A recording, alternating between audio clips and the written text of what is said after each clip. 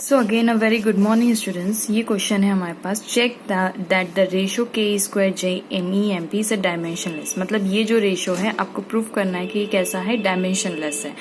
And with the help of a table आपको इसकी value भी पता करनी है और ये रेशो क्या बताता है वो भी पता करना है। ठीक है, तो पहले हम क्वेश्चन थोड़ा सा सॉल्व कर लेते हैं। K E square G M E M P. M E का मतलब क्या है, मास ऑफ इलेक्ट्रॉन। ये क्या है, मास ऑफ प्रोटॉन। ये रेशो पहले तो आपको फर्स्ट चीज आपको ये प्रूफ करनी है कि ये कैसा है, डायमेंशनलेस है। सेकंड आपको ये करना है इसमें कि इस रेशो की वैल्यू पता करनी है, रेशो की वैल्यू पता करनी है। और तीसरा ये क्या सिग्निफाई कर रहा है, सिग्निफाई मतलब क्या बता रहा है आपको, ये पता करना है। ठीक है, तो हम पहले की तरफ चलते हैं, डायमेंशनलेस। अब ये कुछ हम मान लेते हैं कि के इसको मान लेते हैं समथिंग आर के बराबर, है ना, कुछ आर मान लेते हैं। रेशो दिया हुआ तो मैंने उसको आर, इसका कुछ आंसर आएगा जो आर के बराबर होगा, है ना। तो पहले तो इसको डायमेंशनलेस प्रूफ करने की कोशिश कर रहे हैं हम। तो फर्स्ट अब आपको के की वैल्यू पता होगी और नहीं पता है तो हम यहाँ से निकाल सकते हैं। देखिए एफ इक्वल्स टू क्या होता है, K Q square upon R square होता है, कूलम्स लॉ। याद है आपको, हम लोगों ने ये पढ़ा था K Q1 Q2 upon R square. अगर चार्ज सेम है तो क्यू स्क्वायर हो जाएगा, क्या फर्क पड़ता है। तो F into R square upon Q1 Q2 is equals to K आ जाएगा। ठीक है, फोर्स कितना होता है, अब सभी चीजें हमें MLT के फॉर्म में चाहिए, है ना। न्यूटन मत लिख दीजिएगा क्योंकि न्यूटन 7 फंडामेंटल्स यूनिट में नहीं आता है। 7 फंडामेंटल यूनिट में MLT, टेम्परेचर, ये सब चीजें आती है ना। करंट के लिए एम्पियर आता है और केल्विन आता है ना। तो हमें यहाँ पे फोर्स को क्या हम ऐसा लिख सकते हैं, मास इंटू एक्सेलरेशन लिख सकते हैं, इंटू ये डिस्टेंस है, डिस्टेंस को हम किस में लिखते हैं, मीटर स्क्वायर यानी लेंथ का स्क्वायर। MLT यानी लेंथ, ये डिस्टेंस है, डिस्टेंस हमेशा मीटर या लेंथ में होता है, डिवाइडेड बाय Q1 Q2। अब देखिए करंट क्या होता है, charge per unit time. I into T क्या हो जाएगा, चार्ज हो जाएगा। और करंट MLT में 7 फंडामेंटल्स में एक फंडामेंटल करंट का होता है एम्पियर, और टाइम के लिए हमारे पास टी रखते हैं हम लोग, है ना। टाइम के लिए सेकंड, ऐसा यूनिट इसकी क्या है, सेकंड है। तो A इंटू टी हमें किस में लाना है, MLT। A for ampere, M for mass, L for length, T for time. Okay, तो इसके लिए मैं लिख सकती हूँ 80, दो चार्ज इसलिए 80 इंटू 80। ओके, एम क्या है यहाँ पे, मास। फोर्स को मास इंटू एक्सेलरेशन लिखते हैं, तो मास के लिए हम क्या यूज करते हैं, एम यूज करते हैं, कैपिटल एम। एक्सेलरेशन की वैल्यू क्या होती है, वेलोसिटी अपॉन टाइम होती है। टाइम तो खैर MLT में आता है, वेलोसिटी क्या है, हम डिस्टेंस अपॉन टाइम लिख सकते हैं, तो L अपॉन टी, और ये वाला टी एक और है तो L बाई टी स्क्वायर यानी LT माइनस 2। तो क्या मैं इस एक्सेलरेशन की जगह लिख सकती हूँ LT minus 2 L square upon A square और टी का स्क्वायर। देखिए A इंटू ए का स्क्वायर और टी का स्क्वायर। ठीक है, अब मुझे बताइए ये टी ऊपर जाके कितना हो जाएगा और ये A ऊपर जाके कितना हो जाएगा। देखिए क्या हम इसको ऐसे लिख सकते हैं, ML क्यूब टी की पावर, ये 2 ऊपर जाएगा तो -2 हो जाएगा तो -4, और A की पावर -2, ये A भी ऊपर जाएगा तो A की पावर -2। तो ये आ गई आपकी K की यूनिट। सही है, अब इसके बाद हमें निकालना है के की यूनिट आ गई। अब हमें एक और काम करना पड़ेगा, जी की वैल्यू हम कहाँ से निकाल सकते हैं, universal law of gravitational constant है। अगर इसकी भी वैल्यू आपको नहीं याद है तो आप ऐसे लिख सकते हैं, F equals to G mass 1 mass 2 upon R का स्क्वायर। याद है ग्रेविटेशनल लॉ, है ना। तो F into R square upon M1 into M2 is equals to जी।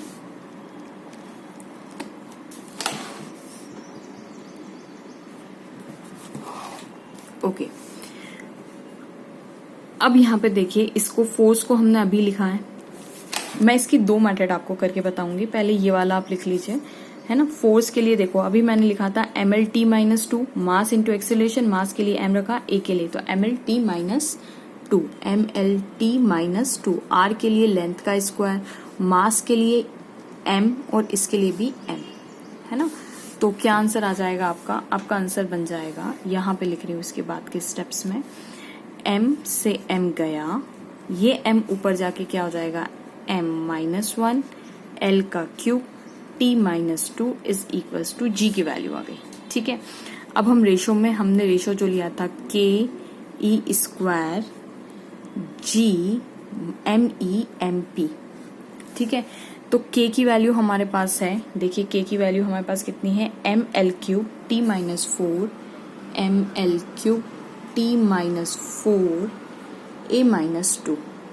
ठीक है, अब मुझे बताइए चार्ज E क्या है, E is nothing but charge ही तो है, चार्ज मतलब Q और Q मतलब A इंटू टी। देखिए यहाँ से हमने लिखा था Q equals to A into T, और A इन टी का होल स्क्वायर है ये स्क्वायर डिवाइडेड बाय G की वैल्यू यहाँ से हम क्या लिख सकते हैं, G की वैल्यू हमने अभी निकाली m-1 l cube t-2 into, अब ये देखिए ये भी मास है ये भी मास है, तो इसके लिए m इंटू एम लिख दूं मैं, ये m से m गया, ओके, और ये -1 और ये +1 मिलके बन जाएगा 0, यहाँ से ये गया, ये l क्यूब से l क्यूब गया, ओके। और अब मुझे एक चीज बताइए, यहाँ पे क्या हम ऐसे लिख सकते हैं, इसको थोड़ा सा अगर अच्छे से खोल ले तो t-4 a-2 a square t square divided by t-2। अब देखिए ये +2 ये -2 कैंसिल होके 0 हो गया, ये अगर ऊपर चला जाएगा, या फिर ये सोचिए कि -4 में से 2 गया तो आंसर बचेगा -2 अपॉन -2, यानी कितना हो गया 1। तो ये r के बराबर था, तो r हमारे पास आ गया डायमेंशन लेस, 1 आया ना, 1 के साथ कोई मीटर सेंटीमीटर किलोमीटर या किलोग्राम कुछ यूनिट थोड़ी ना, 1 तो एक कांस्टेंट है, तो ये हमारा प्रूफ हो गया कि ये डायमेंशन लेस क्वांटिटी है। ठीक है, सेकंड उन्होंने बोला हुआ है हमें प्रूफ करने के लिए कि बताइए कि रेशो की वैल्यू क्या होगी, रेशो की वैल्यू क्या होगी, रेशो मतलब कौन सा, k e square upon g m e mass of electron mass of proton, इसकी वैल्यू क्या होगी। देखिए k क्या होता है हमारे पास 1/4πε0 होता है, जिसकी वैल्यू होती है 9 इंटू 10⁹, तो यहाँ पे रख देते हैं 9 इंटू 10⁹, 9 इंटू 10⁹, ओके, इंटू ई का स्क्वायर, ई की वैल्यू क्या होती है, चार्ज ऑफ इलेक्ट्रॉन है ये, तो 1.6 इंटू 10⁻19 का होल स्क्वायर डिवाइडेड बाय जी की वैल्यू कितनी होती है, यूनिवर्सल कांस्टेंट है 1.67 इंटू 10⁻11, मास ऑफ इलेक्ट्रॉन कितना होता है 9.1 into 10⁻31 kg, mass of proton कितना होता है 1.67 इंटू 10⁻27।